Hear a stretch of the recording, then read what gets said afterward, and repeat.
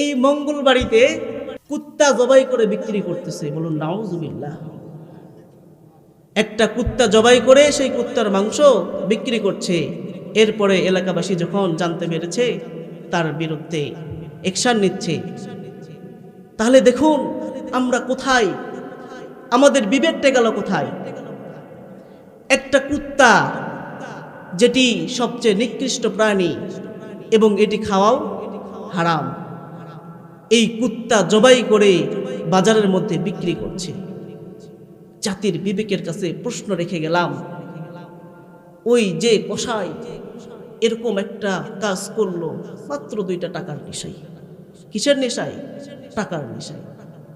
আজকে দুনিয়ার মধ্যে এই টাকার নেশায় পড়ে আপনি আমরা আমাদের জীবনটা শেষ করে দিচ্ছি, ভুলে যাচ্ছি আমাদের রবের কথা।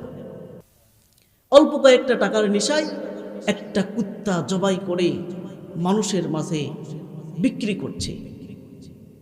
ওর মধ্যে যদি আল্লাহ সুবহানাহু ওয়া তাআলার এই কোরআনের শিক্ষা থাকতো, আল্লাহর কোরআনের ভয় থাকতো, আল্লাহ সুবহানাহু ওয়া তাআলা কোরআনে যে বলেছেন বান্দা কোথায় কি করছে সকল কিছুর হিসাব আল্লাহ সুবহানাহু ওয়া তাআলা একদিন নেবে, এটি যদি ওই মানুষটি মনে প্রাণে বিশ্বাস করত, আপনারে বলুন তো এমন একটি খারাপ কাজ ওই বান্দা করতে পারত?